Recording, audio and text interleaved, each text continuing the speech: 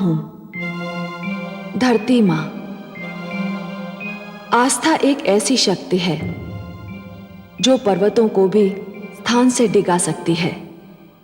जिसके मन में ये आस्था और ये विश्वास बैठ जाए कि जीवन और मृत्यु तो केवल ईश्वर के हाथ है, जो ये भेद पाले कि जिलाने वाला और मारने वाला वही परम परमेश्वर है और कोई नहीं, उसके मन से मृत्यु का भय निकल जाता है। और जिसके मन से मृत्यु का भय निकल जाए वो जीवन की किसी भी विपदा का सामना कर सकता है। प्रहलाद के मन में यही अडिग विश्वास है। उसे ज्ञात है कि यदि विधाता ने उसके भाग्य में जलकर मरना नहीं लिखा है तो आग उसे छू भी नहीं सकती। मुझे तो ये जानने की उत्सुकता है कि सिंहिका का क्या होता है, जो समझ रही है कि अग्निदेव का वरदान उसके मन की इच्छा पूरी कर दिखाएगा। वो घड़ी आ ही गई पुत्र, जिसकी तुम बड़ी उत्सुकता से प्रतीक्षा कर रहे थे। मेरे भी जीवन की अनमोल घड़ी, तुम्हारे जीवन की अद्भुत घड़ी पुत्र। जो भी इस चमत्कार को देखेगा भूल नहीं पाएगा, और जो भी इस चमत्कार की चर्चा सुनेगा सिहर उठेगा। रहते महाप्रलय तक आज की इस प्रदर्शनी की चर्चा रहेगी। चलो पुत्र।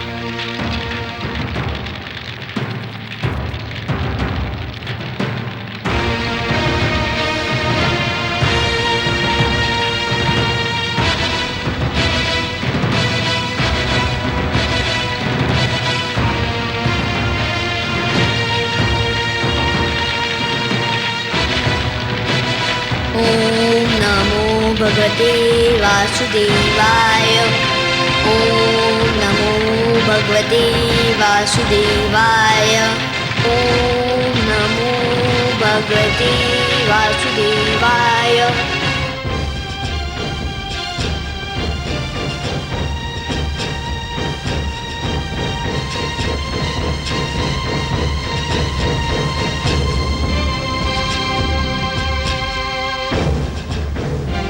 सर्वेश्वर, सर्वेश्वर,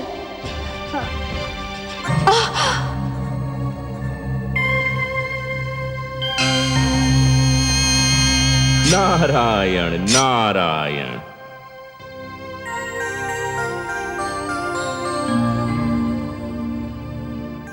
हे देवर्षि, पुत्र प्रहलाद अग्नि में प्रवेश करने जा रहा है।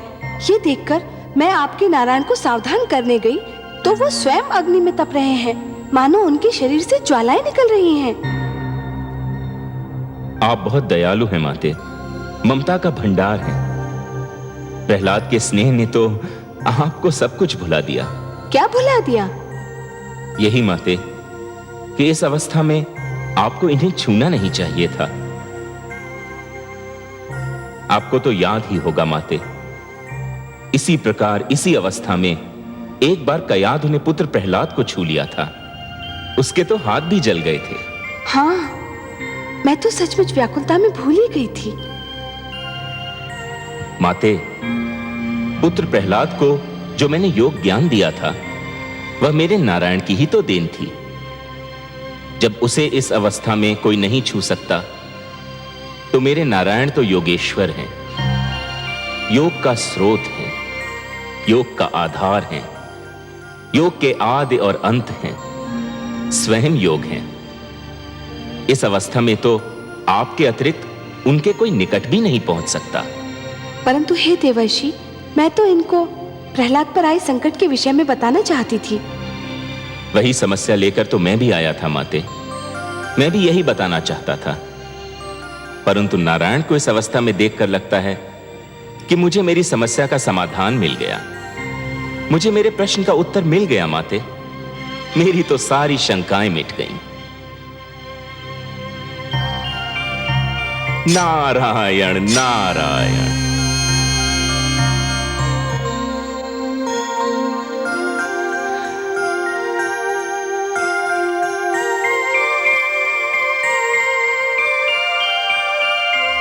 ओम नमो भगवते वासुदेवाय। नमो भगवते वासुदेवाय। ओम नमो भगवते वासुदेवाय। पुत्र, तुम्हें भय तो नहीं लग रहा है? कैसा भय बुआ श्री? मुझे तो आनंद आ रहा है। जैसे जैसे लपटें मेरी ओर बढ़ रही है, मुझे विचित्र सी शीतलता का अनुभव हो रहा है।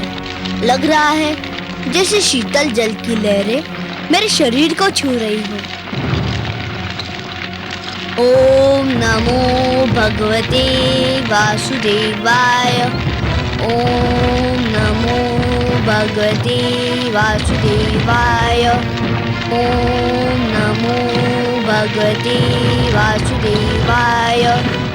ओम नमो भगवते वासुदेवाय। ओम नमो भगवते वासुदेवाय। ओम नमो भगवते वासुदेवाय। ओम नमो भगवते वासुदेवाय। ओम नमो भगवते वासुदेवाय। ओम बचाओ! बचाओ! मैं जल रही हूँ! बचाओ मुझे! बचाओ!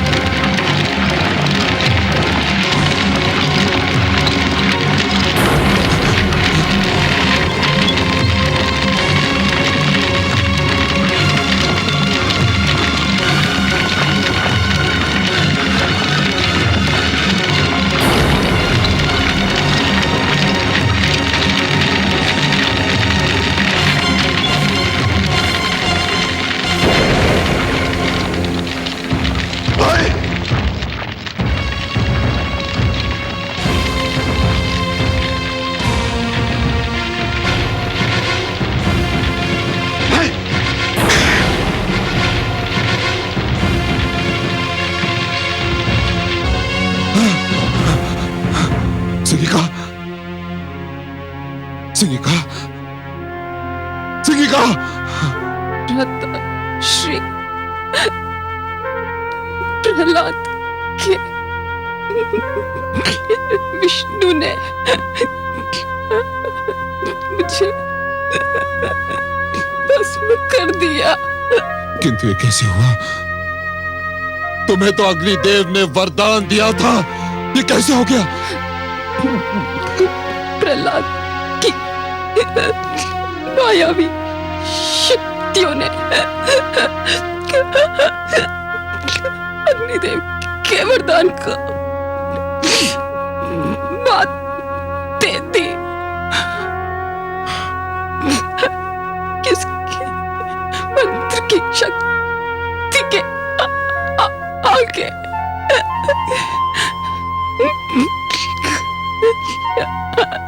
वरदान की शक्ति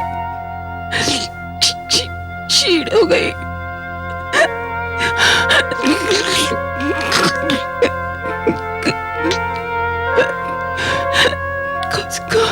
उसको जीवित नहीं छोड़िएगा, जीवित नहीं छोड़िएगा।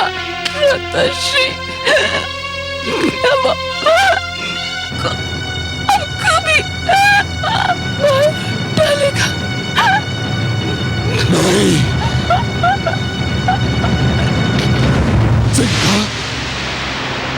कहा नहीं।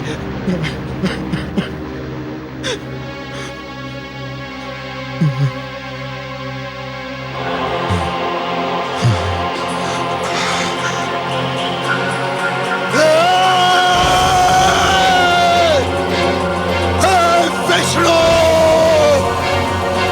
मेरे पैरी, तूने आज अपने पैर की शक्ति दिखा दी, किंतु अब तू मेरी शक्ति देखना। तूने मेरे भ्राताश्री हिरण्याक्ष का वध किया, मेरी बहन सिंगिका को जलाकर राख किया।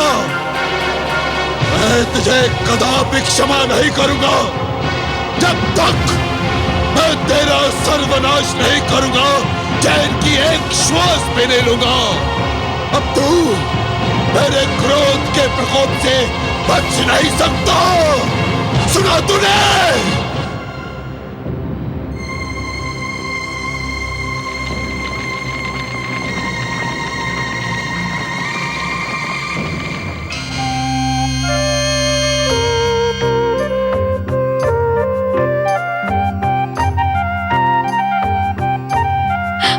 पुत्र, पुत्र, मेरा पुत्र, मेरे लाल, मेरा पुत्र।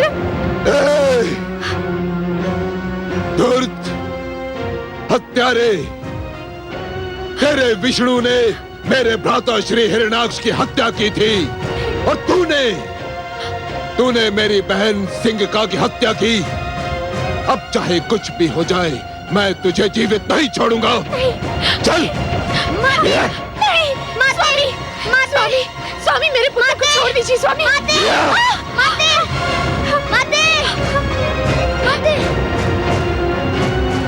मेरा पुत्र, मेरा पुत्र।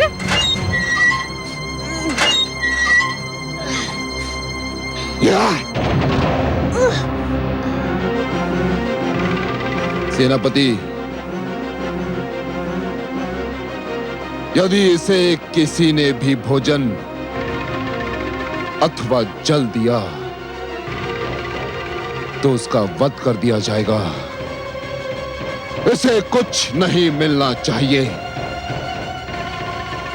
सूर्य की किरण तक इसके समीप नहीं पहुंचनी चाहिए।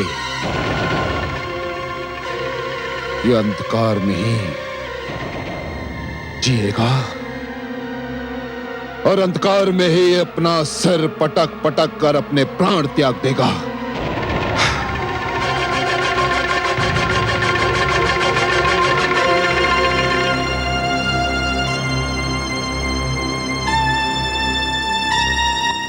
देखा आपने महादेवी, सिंहिका को अपनी भूल का विस्मरण हुआ और उसका दंड भी मिला। हे दया सागर, हे करुणा सिंधु, आपको कोटि कोटि धन्यवाद। आपने मेरे पुत्र की रक्षा की। महादेवी, अग्निदेव ने जो अग्नि प्रज्वलित की थी उसमें सोना भी था और कोयला भी। प्रहलाद सोना था जो तपकर कुंदन बन गया और सिंहिका कोयला थी सो जलकर राख हो गई। मैं वास्तव में बहुत प्रसन्न हूं कि अग्निदेव ने सिंहिका को जलाकर भस्म कर दिया। केवल सिंहिका को नहीं महादेवी, सिंहिका के रूप में इस अग्नि ने पाप, खोट, असत्य और अहंकार को जलाकर भस्म कर दिया। इस अग्नि ने तो समस्त संसार के तन मन का सारा मैल जलाकर राख कर दिया। सिंहिका तो जलकर भस्म हो गई पर अपने पीछे एक इतिहास छोड़ गई। कैसा इतिहास कमल नयन? सिंहिका अग्नि में जलकर होलिका बन गई। उसका सिंहिका नाम भुला दिया जाएगा महादेवी। इतिहास उसे होलिका कहकर पुकारेगा। एक नई परंपरा जन्म ले चुकी है महादेवी। वसंतोत्सव में होलिका को जलाकर पाप का अंत करने की एक परंपरा बन जाएगी। पाप की होली जलाई जाएगी और यह उत्सव मनाया जाएगा रंग खेलकर, गुलाल उड़ाकर।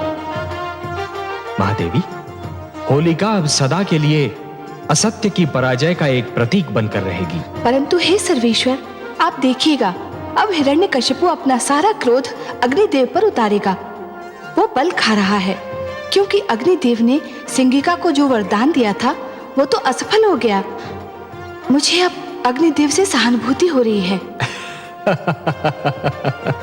महादेवी, जिस प्रकार अग्नि इस्पात को गला तो सकती है परंतु जला नहीं सकती, उसी प्रकार हिरण्यकशिपु देवताओं को आतंकित तो अवश्य कर सकता है, परंतु वो उन्हें मार नहीं सकता।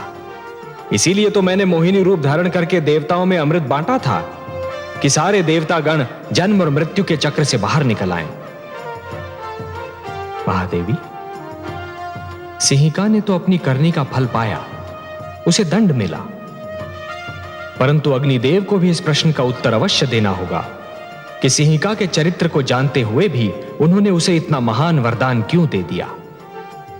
और अग्निदेव का वही उत्तर मनुष्य को कर्म का सही मार्ग दिखाएगा। महादेवी, आज फिर मुझे इंद्रलोक में आना पड़ा, इंद्रासन पर बैठना पड़ा, केवल तुम देवताओं को यह स्मरण कराने के लिए कि अभी तक देवलोक का स्वामी मैं हूं। मैं भगवान हिरण्यकशिपु, अभी तक यह आसन मेरा है, मेरा। अभी तक तुम सब मेरे अधीन हो। मैंने तुम सब पर विजय प्राप्त की थी, तुम सब पर।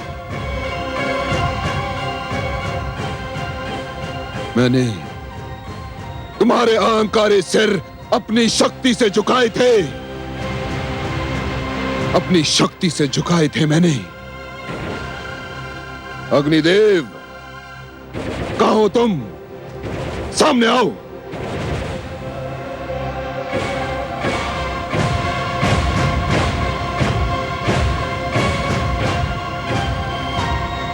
तुम स्वयं को देवता कहते हो, स्वयं को श्रेष्ठ समझते हो। धिक्कार है तुम्हारे देवता होने पर, धिक्कार है तुम्हारी शक्तियों पर, धिक्कार है तुम्हारे वरदान पर।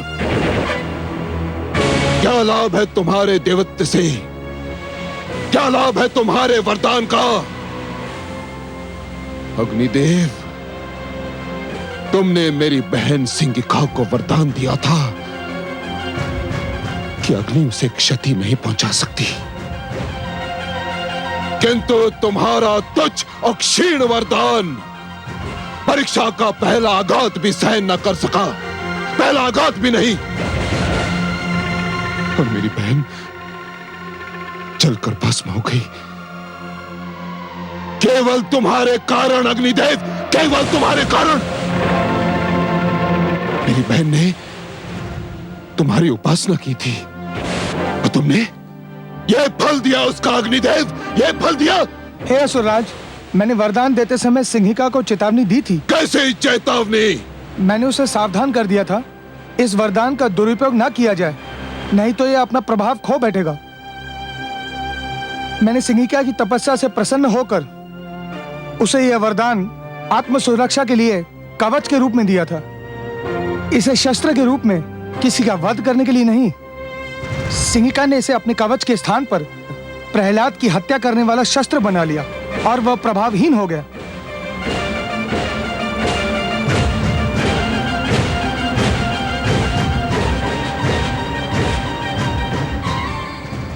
प्रभावहीन हो गया तुम्हारा वरदान? हाँ सुराज, वरदान किसी के लिए अपने सुख का कारण होना चाहिए, किसी और के दुख का कारण नहीं। और सिंहिका ने इस सत्य को भुला दिया, इसलिए वही हुआ जो होना था। इसमें मेरा कोई दोष नहीं और न मेरे दिए हुए वरदान का। असुरराज, छली हो तुम, कपटी हो तुम समस्त देवता, और सबसे बड़ा कपटी है तुम्हारा वो विष्णु। यदि उसने तुम सबको छल से अमृत न पिलाया होता तो अभी इसी घड़ी इसी स्थान पर तुम सबके सिर धड़ से अलग कर देता।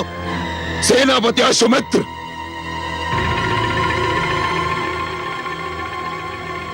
आ गया भगवान। ले जाओ इन समस्त देवताओं को और डाल दो इन्हें कारागार में, जहां ये भी प्रहलाद की भांति अन्न और जल के लिए तरसते रहें, आजीवन सड़ते रहें। ले जाओ। आपकी आज्ञा का पालन होगा। सैनिकों, ले चलो इन देवताओं को। ठहरो, ऐसे नहीं, वैसे ले जाओ जिसके ये देवता योग्य है। भेड़ बकरियों की भांति हाँकते हुए ले जाओ इन्हें। चलो, हाँ, चलो।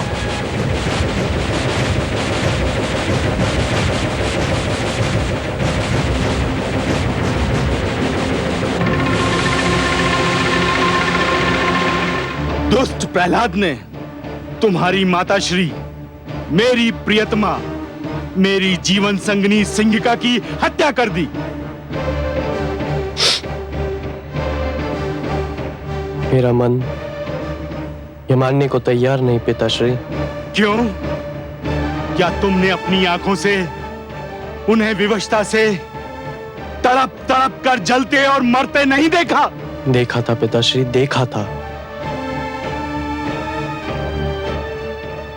परंतु अग्नि में तो उन्होंने पहले भी प्रवेश किया था और आप ही कहते थे कि उन्हें कभी तनिक सी भी क्षति न पहुंची थी। फिर इस बार अग्निदेव का दिया हुआ वरदान असफल क्यों हो गया पिताश्री? इसलिए कि इस बार वो अकेली नहीं थी, प्रहलाद भी था उसके साथ। प्रहलाद के पास मायावी शक्तियां हैं। वो सिंहिका का वध करना चाहता था। उसने अपनी मायावी शक्तियों से उसका वध कर दिया। वो हत्यारा हमारे समस्त कुल का बैरी है। यदि ऐसा होता पिताश्री, तो वो मेरा जीवन क्यों बचाता? मुझे तो नाग ने डस लिया था।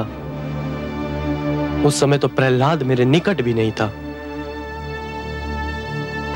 वो हमारे कुल का बैरी होता पिताश्री, तो मेरे मृत शरीर के पास आता ही क्यों? परंतु वह आया। उसने अपने विष्णु से मेरे जीवन की भिक्षा मांगी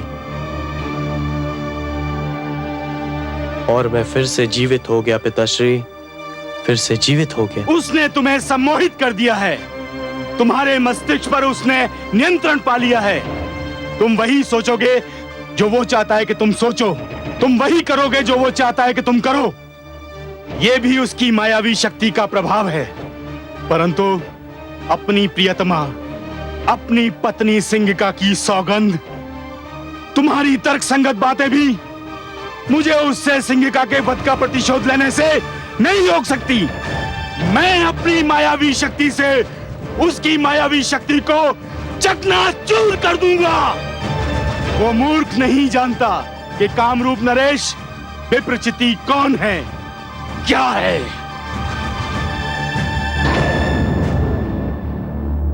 पिताश्री, नारायण नारायण। स्वागत है देवर्षि, आपका स्वागत है।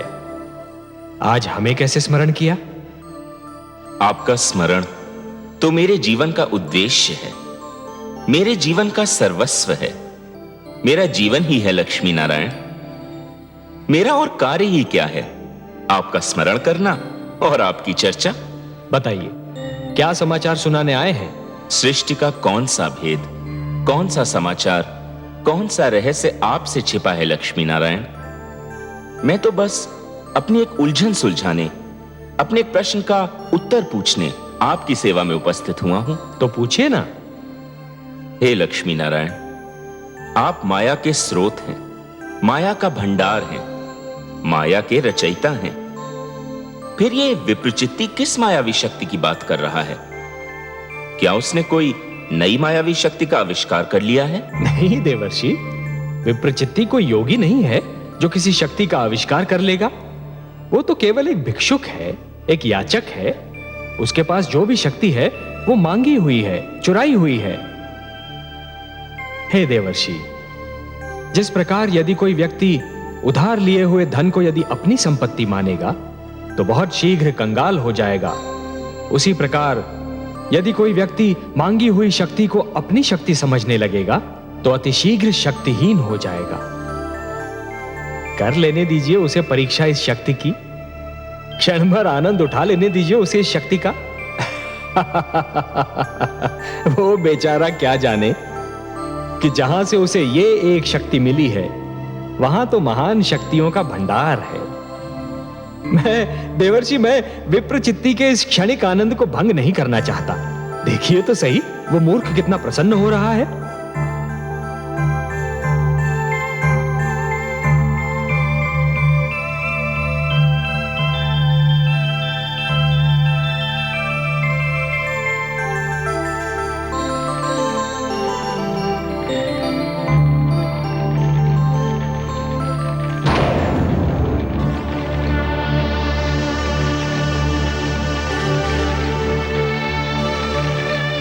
बुआश्री, आप? प्रणाम। मुझे बुआश्री की मृत्यु का बहुत दुख है।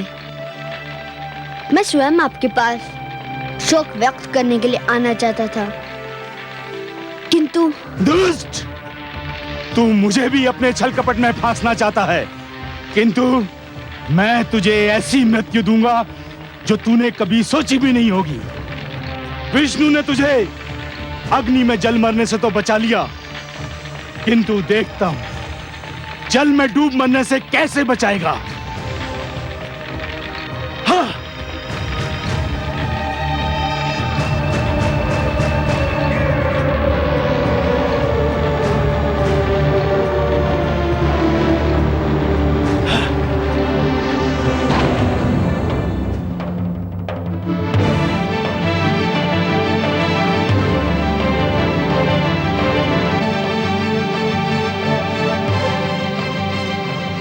दुष्ट, तेरे तो नेत्र बंद हैं। तू तो अपना दुखद अंत देख भी नहीं पाएगा।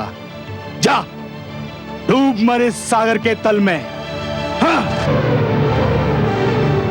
ले लिया मैंने सिंहिका के वध का प्रतिशोध। ये धूर्त अब सागर के तल से कभी ऊपर नहीं आ सकेगा। ये सागर का जल इसकी समाधि बन जाएगा।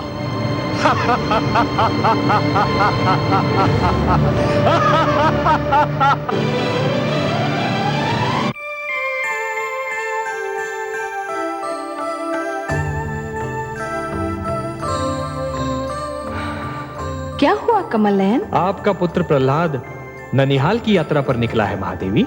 ननिहाल की यात्रा? कहाँ? आप भूल गई महादेवी, इस बार आपने सागर पुत्री के रूप में जन्म लिया है, तो सागर आपके पिता हुए और उनका घर प्रहलाद का ननिहाल ही तो हुआ। विप्रचित्ती प्रहलाद को सागर में फेंकने निकला है। पिताश्री नहीं जानते कि प्रहलाद को मैंने अपना पुत्र माना है। कुछ अनर्थ ना हो जाए, उसकी रक्षा कीजिए प्रभु। जैसी आपकी इच्छा।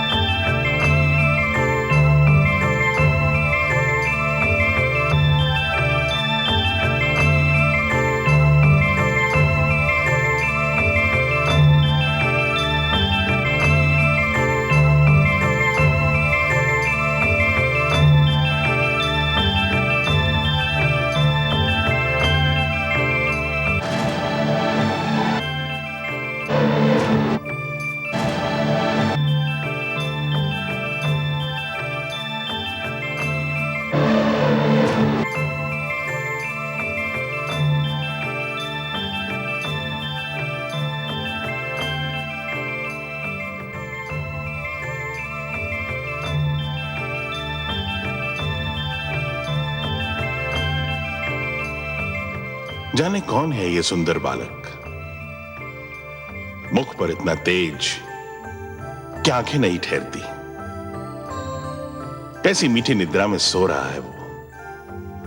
फिर उसे जगाकर पूछना भी तो उचित नहीं होगा ना। जाने कैसे सपने देख रहा होगा। किंतु ये कमल हमसे कह रहा है कि निश्चित इस मनमोहक बालक का संबंध हमारे जामाता श्री हरि विष्णु और पुत्री लक्ष्मी के साथ है। कमल, जो हमारे जामाता के हाथ की शोभा भी है, और पुत्री लक्ष्मी का आसन भी।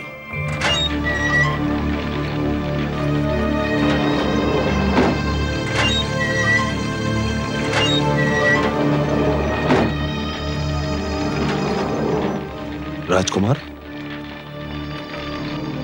प्रहरियो, शीघ्र इधर आओ।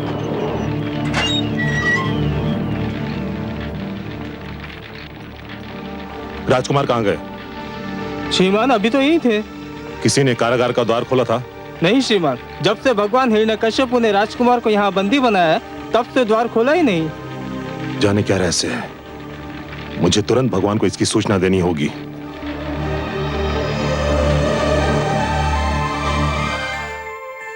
हे जनार्दन, इस समय आपका कमल कहाँ है? महादेवी, आपने अपने पुत्र प्रहलाद की रक्षा किए जाने की इच्छा प्रकट की थी ना? मैंने अपने कमल को उसकी शैया बना दिया। आपका पुत्र चैन से सो रहा है। मेरा पुत्र सकुशल तो है ना?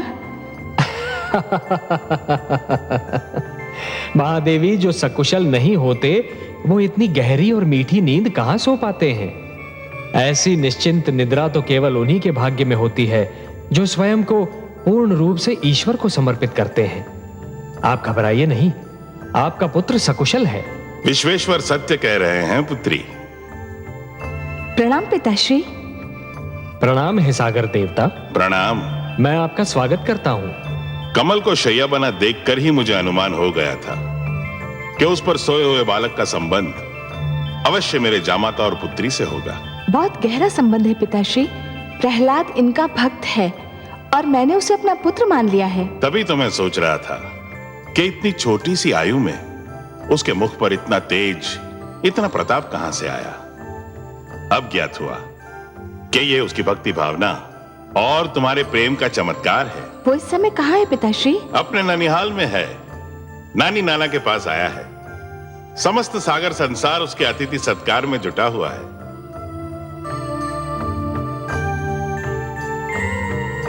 कहां लुप्त हो गया वो दुष्ट? कहां लुप्त हो गया? सिंगिका सत्य कहती थी कि उस धूर्त ने मायावी शक्तियां प्राप्त कर ली हैं और जिनका प्रयोग वो मेरे विरुद्ध करना चाहता है, भगवान हिरण्यकश्यप के विरुद्ध। जाओ, ढूंढो उसे, हर ओर ढूंढो, हर स्थान पर ढूंढो, और यदि वो मिल जाए तो उसे पकड़कर, जकड़कर, घसीटकर मेरे पास लाओ। नहीं तो ये जान लो कि यदि असफल हुए तो निर्जीव हो जाओगे। जाओ, ढूंढो उसे। नहीं सर्वशक्तिमान, ये बेचारे अब प्रहलाद को नहीं ढूंढ पाएंगे। क्यों नहीं ढूंढ पाएंगे? क्योंकि मैंने उसे सागर के गर्भ में फेंक दिया है और अब तक वो वहां से वो भूखी मछलियों के पेट में पहुंच चुका होगा। अर्थात कि तुम उसे कारागार से निकाल ले गए थे? हाँ, मैं ले गया था। उसने मेरी जीवन संगनी को जलाकर भस्म कर दिया था और मैंने उसे सागर के जल में डुबोकर मार दिया।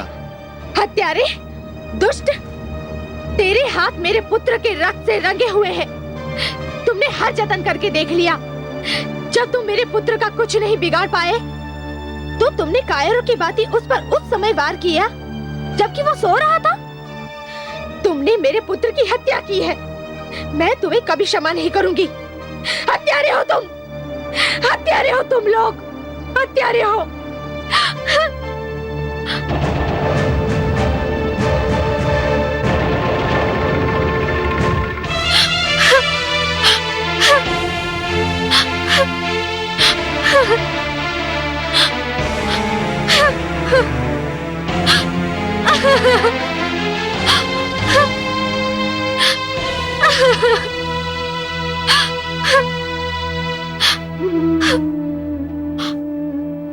हे समुद्र देव, मैं आपसे अपना पुत्र वापस लूंगी। आपको मेरा पुत्र वापस लौटाना ही होगा। लौटाना होगा मेरा पुत्र वापस। मेरा पुत्र, मेरा लाल।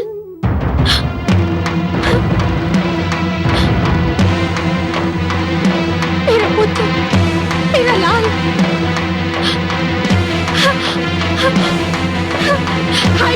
पुत्र, मेरा पुत्र, हाय मेरा पुत्र, मेरा पुत्र, मेरा लाल, हाय मेरा पुत्र, मेरे लाल, मेरा पुत्र। हे सागर देव, आप विशाल है, आपका हृदय विशाल है। संसार कहता है कि आप इतने उदार हैं कि आपको कुछ भी भेंट किया जाए तो आप उसका स्वीकार करके उसे लौटा देते हैं। हे सागर देव, दानवराज कामरूप नरेश विप्रचित्ती ने मेरे पुत्र प्रहलाद को बलि के रूप में आपकी गोद में फेंक दिया है। एक दुखियारी माँ की पुकार सुन लीजिए सागर देव। मेरे पुत्र प्रहलाद को आपकी गोद से निकालकर मेरी गोद में डाल दीजिए। एक माँ की गोद सुनी है सागर देव। एक माँ अपने पुत्र के जीवन की भीख मांग रही है। हे सागर देव, मुझे मेरा पुत्र लौटा दीजिए, मुझे मेरा पुत्र लौटा दीजिए, मुझे मेरा पुत्र लौटा दीजिए।